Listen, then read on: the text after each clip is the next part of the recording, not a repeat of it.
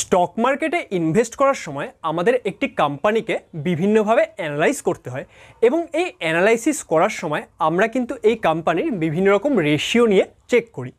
এবার এই যে এই রেশিওগুলো তাদের মধ্যে একটি হলো ইনভেন্টারি টার্নওভার রেশিও।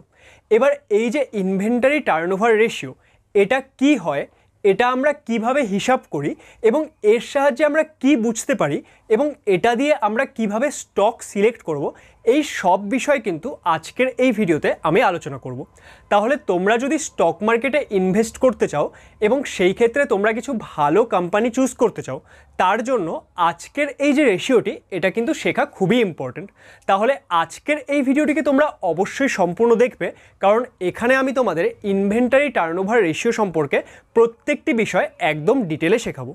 যদি তোমরা প্রথমবার আমাদের চ্যানেলে এসে থাকো তাহলে আমাদের চ্যানেল লেটস ইমপ্রুভ ফাইন্যান্সকে অবশ্যই সাবস্ক্রাইব করবে এবং ভিডিওটি দেখার পর ভালো লাগলে সেটাকে অবশ্যই লাইক করবে। তাহলে চলো শুরু করা যাক।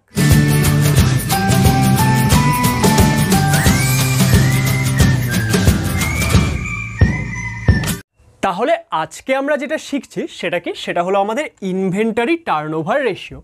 এবার এই যে ইনভেন্টারি টার্নওভার রেশিও এটা তো আমরা শিখবই, কিন্তু যখন আমরা স্টক মার্কেটে ইনভেস্ট করি তখন কিন্তু শুধুমাত্র একটি রেশিও দেখলে হয় না, আমাদের অনেকগুলো রেশিও সম্পর্কে চেক করতে হয় এবং এই রকমই আরও কিছু রেশিও কিন্তু আমি অলরেডি তোমাদের শিখিয়েছি।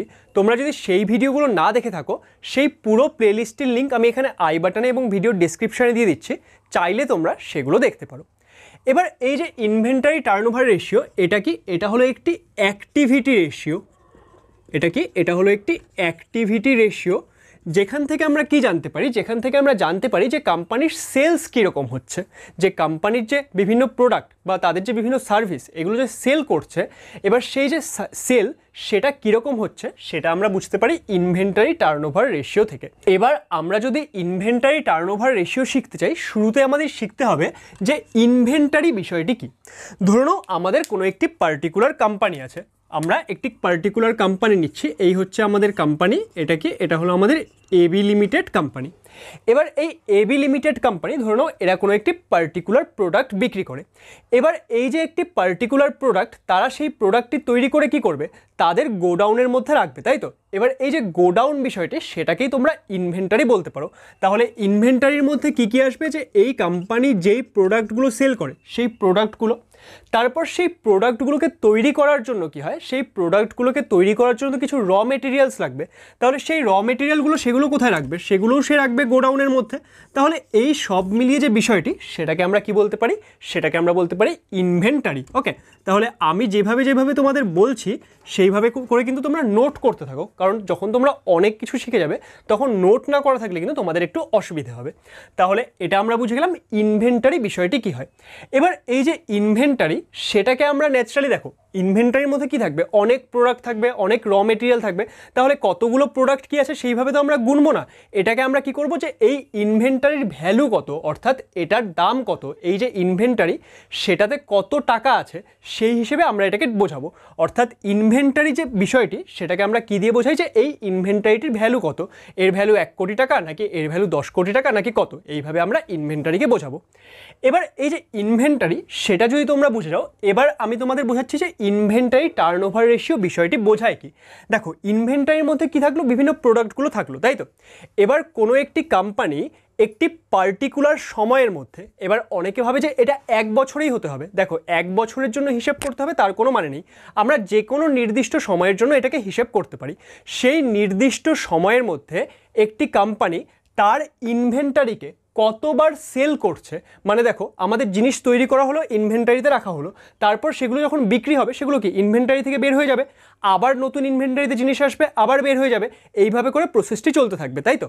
তাহলে কোনো একটি কোম্পানি তার ইনভেন্টারি কতবার সেল করছে 1 বছরের মধ্যে, সেটাই বোঝায় হচ্ছে ইনভেন্টারি টার্নওভার রেশিও দিয়ে। এবার তাহলে আমরা বুঝলাম যে ইনভেন্টারি টার্নওভার রেশিও বিষয়টি কি হয়।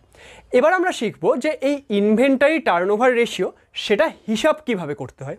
দেখো, আমি যদি এখানে তোমাদের ফর্মুলা বলি তাহলে আমি এখানে লিখছি আইটিআর মানে কি, ইনভেন্টারি টার্নওভার রেশিও।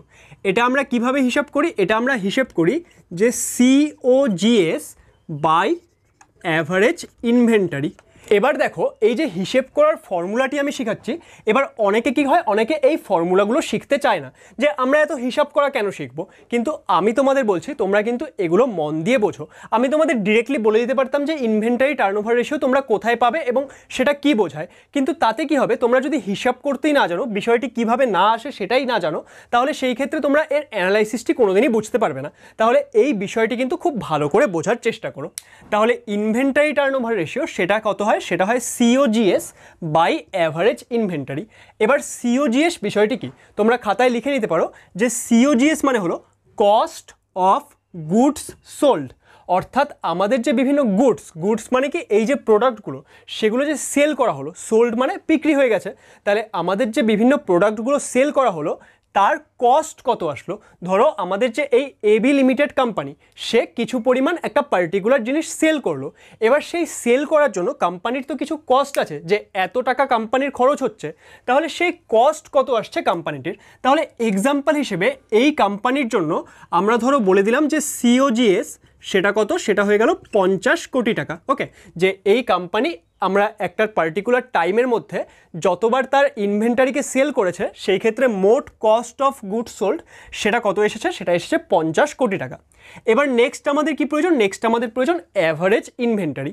এবার অ্যাভারেজ ইনভেন্টারি আমরা কি করে বের করি, দেখো অ্যাভারেজ ইনভেন্টারি বের করার জন্য আমাদের কি হচ্ছে, ধরো আমরা একটা টাইম ফ্রেম নিচ্ছি, এখানে ন্যাচারালি আমাদের এই যে ইনভেন্টারি টার্নওভার রেশিও সেটা 1 বছরের জন্য হিসেব করা হয়, সেজন্য আমি তোমাদের 1 বছরের জন্যই শেখাচ্ছি, কিন্তু এটা তোমরা যে কোনো টাইম ফ্রেমের জন্য হিসেব করতে পারো। এবার এই 1 বছরের জন্য আমরা কি করছি, 1 বছরের শুরুতে, অর্থাৎ যেই 1 বছর আমরা দেখছি তার শুরুতে আমাদের যে এই ইনভেন্টারি তার ভ্যালু কত ছিল সেটা আমরা বের করার চেষ্টা করছি। ধরে নাও যে এর শুরুতে কি ছিল, শুরুতে আমাদের এই যে ইনভেন্টারি তার ভ্যালু ছিল 3 কোটি টাকা, এবং সেই 1 বছর শেষে আমাদের যে ইনভেন্টারি তার ভ্যালু সাপোজ বলছি 5 কোটি টাকা। তাহলে এই ক্ষেত্রে আমাদের যে অ্যাভারেজ ইনভেন্টারি সেটা কত এসে যাবে, সেটা এসে যাবে আমাদের ইনিশিয়াল যে ভ্যালু ছিল এবং আমাদের যে ফাইনাল ভ্যালু, এই দুটোকে আমরা যোগ করব, তাহলে 3 + 5/2, তাহলে এটা ইকুয়াল টু কত আসবে, 3 + 5 মানে 8/2 মানে এটা হয়ে যাবে আমাদের 4 ক্রোর। ওকে, তাহলে 4 কোটি টাকা সেটা কি হয়ে যাচ্ছে আমাদের এই ক্ষেত্রে অ্যাভারেজ ইনভেন্টারি। এবার এই যে COGS এবং আমাদের ইনভেন্টারি ভ্যালু এগুলো তোমরা পাবে কোথা থেকে, দেখো এই COGS এটা আমরা কোথা থেকে পাবো, এটা আমরা পাবো কোম্পানির প্রফিট অ্যান্ড লস স্টেটমেন্ট থেকে, এবং এই যে ইনভেন্টারি ভ্যালু এগুলো আমরা কোথা থেকে পাবো, এগুলো আমরা পাবো কোম্পানির ব্যালেন্স শিট থেকে। ওকে, তাহলে আমরা এই COGS পেয়ে গেলাম এবং আমরা কি পেয়ে গেলাম, অ্যাভারেজ ইনভেন্টারি, তাই তো। তাহলে এবার এই দুটো ভ্যালু যদি আমরা জানি, তাহলে সেই ক্ষেত্রে আমরা কি করতে পারবো, সেই ক্ষেত্রে আমাদের যে ITR দ্যাট ইজ আমাদের ইনভেন্টারি টার্নওভার রেশিও সেটা কত আসবে, COGS সেটা কত, সেটা হচ্ছে 50 বাই আমাদের যে অ্যাভারেজ ইনভেন্টারি সেটা কত, সেটা হলো 4, তাহলে এটা কত আসবে 12.25, তাই তো। তাহলে এই যে ইনভেন্টারি টার্নওভার রেশিও সেটা কত আসলো, সেটা আসলো 12.25। তার মানে কি বোঝাবে, আমাদের যে এই AB লিমিটেড কোম্পানি সেটা কি, সে তার যে ইনভেন্টারি সেটা 1 বছর সময়ের মধ্যে 12.25 বার সেল করেছে। তাহলে এটাই কি বোঝাচ্ছে, এটাই বোঝাচ্ছে ইনভেন্টারি টার্নওভার রেশিও। এবার এই ইনভেন্টারি টার্নওভার রেশিও এটা বেশি হলে ভালো নাকি কম হলে ভালো, তোমরা যারা বিষয়টি বুঝেছো তারা এই যে বিষয়টি এটাও খুব ইজিলি বুঝে যাবে। দেখো ইনভেন্টারি টার্নওভার রেশিও মানে কি বোঝাচ্ছে, যে কোম্পানিটি কত বেশি সেল করছে, তার ইনভেন্টারি 1 বছরের মধ্যে বা সেই নির্দিষ্ট সময়ের মধ্যে কতবার সেল হচ্ছে। তাহলে এই ক্ষেত্রে এই যে আমাদের ইনভেন্টারি টার্নওভার রেশিও এটা যত বেশি হবে, আমাদের যে সেই কোম্পানিটির সেলস সেটা কিন্তু তত বেশি হবে, এবং সেই স্টকটিকে আমরা তত বেশি প্রেফার করতে পারি যদি আমাদের অন্যান্য রেশিওগুলো ভালো হয়। এবার তোমরা এই বিষয়টি যদি বুঝে যাও, এবার আমি তোমাদের বোঝাবো যে এই ইনভেন্টারি টার্নওভার রেশিও এটা আমরা কি করে ইউজ করব স্টক পিক করার সময়। আমি আশা করছি তোমরা এগুলো লিখে নিয়েছো, তাহলে আমি এইটুকু মুছে দিচ্ছি। ওকে, তাহলে এখানে আমাদের ফর্মুলাটি থাক আর বিষয়টি থাক। এবার ধরো এখানে আমাদের একটি কোম্পানি আছে AB লিমিটেড। এবার AB লিমিটেড সে ধরো একটা পার্টিকুলার প্রোডাক্ট সেল করে। এবার আমরা যদি অন্য একটি কোম্পানির সঙ্গে এর তুলনা করতে যাই তাহলে আমাদের এমন একটি কোম্পানি নিতে হবে যে কিনা সেম প্রোডাক্ট সেল করে। সাপোজ ধরো যে আমি যদি ক্লাস 5-এ পড়ি এবং আরেকজন যদি ক্লাস 10-এ পড়ে, তাহলে আমাদের দুজনের রেজাল্টের মধ্যে তুলনা করে কি কোনো লাভ আছে? নিশ্চয়ই নেই। তাহলে আমরা যখনই তুলনা করব আমাদের সেম কাইন্ড অফ জিনিসের মধ্যে তুলনা করতে হবে, তাই তো? তাহলে এখানে আমরা এক্সাম্পল হিসেবে নিতে পারি, আমরা সবাই কি জানি? আমরা সবাই ডিমার্ট জানি, তাই তো? যে আমাদের যে ডিমার্ট মল আছে সেই ডিমার্ট জানি, এবং ডিমার্টের মতো সেম বিজনেস কারা করে? ডিমার্টের মতো সেম বিজনেস করে হচ্ছে বিগ বাজার। দেখো এগুলো কিন্তু কোনোভাবেই আমাদের কি স্টক রিকমেন্ডেশন নয়, আমি তোমাদের জাস্ট বিষয়গুলো বোঝাচ্ছি। ওকে, তোমরা যখনই কোথাও ইনভেস্ট করবে নিজের ক্যালকুলেশন, নিজের যে স্টাডি সেটা ওয়াইজই অবশ্যই এখানে ইনভেস্ট করবে। তাহলে এই যে ডিমার্ট তো আমরা এখানে শপিং মলগুলো দেখতে পাই। এই ডিমার্টের যে প্যারেন্ট কোম্পানি সেটা কি? সেটা হচ্ছে আমাদের অ্যাভিনিউ সুপার মার্কেটস। তাহলে ডিমার্টের যে আমাদের প্যারেন্ট কোম্পানি সেটা হচ্ছে অ্যাভিনিউ সুপার মার্কেটস। আমি এখানে এস লিখে রাখছি। ওকে, আমাদের ডিমার্টের যে প্যারেন্ট কোম্পানি সেটা হচ্ছে অ্যাভিনিউ সুপার মার্কেটস, এবং আমাদের বিগ বাজার তার যে প্যারেন্ট কোম্পানি সেটা হচ্ছে আমাদের ফিউচার রিটেল। তাহলে এবার এই অ্যাভিনিউ সুপার মার্কেট এবং আমাদের যে ফিউচার রিটেল, এদের বিজনেসটা কি হচ্ছে? এদের বিজনেসটা কাইন্ড অফ সিমিলার হচ্ছে, কারণ ডিমার্টেও আমরা যেই জিনিসগুলো পেয়ে যাই বিগ বাজারেও আমরা সিমিলার জিনিসগুলো পাই। তাহলে এদের মধ্যে যদি আমাদের তুলনা করতে হয় তখন কিন্তু আমরা ইনভেন্টারি টার্নওভার রেশিও এটা ইউজ করতে পারি। এদের দুজনের আমরা ইনভেন্টারি টার্নওভার রেশিও চেক করলাম, যার ক্ষেত্রে বেশি হবে আমরা কি বলবো? যে সেই সময়ের জন্য সেই কোম্পানিটি ভালো পারফর্ম করছে। কিন্তু এটা শুধুমাত্র আমরা সেলস পার্সপেক্টিভ বুঝছি, বাকি বিষয়গুলো বোঝার জন্য কিন্তু আমাদের অন্যান্য রেশিওগুলো চেক করতে হবে। তাহলে আমাদের আজকের এই ভিডিওতে আমরা ইনভেন্টারি টার্নওভার রেশিও বিষয়টি কি হয়, সেটা কিভাবে হিসাব করতে হয়, সেটা দিয়ে আমরা কি বুঝতে পারি, এবং কীরকম কোম্পানির মধ্যে আমরা ইনভেন্টারি টার্নওভার রেশিও অ্যাপ্লাই করব, এগুলো সব কিন্তু শিখলাম। তোমাদের এখানে কোনো রকমের ডাউট থাকলে সেটা তোমরা ভিডিওর কমেন্ট সেকশনে জিজ্ঞেস করতে পারো। ভিডিওটি ভালো লাগলে সেটাকে অবশ্যই লাইক করবে। এছাড়াও তোমরা যদি অন্য কোনো রেশিও সম্পর্কে জানতে চাও সেটাও তোমরা আমাদের এই ভিডিওর কমেন্ট সেকশনে জিজ্ঞেস করতে পারো। আমাদের পরবর্তী ভিডিওগুলো দেখার জন্য আমাদের চ্যানেল লেটস ইমপ্রুভ ফাইন্যান্সকে অবশ্যই সাবস্ক্রাইব করবে। Thank you for watching.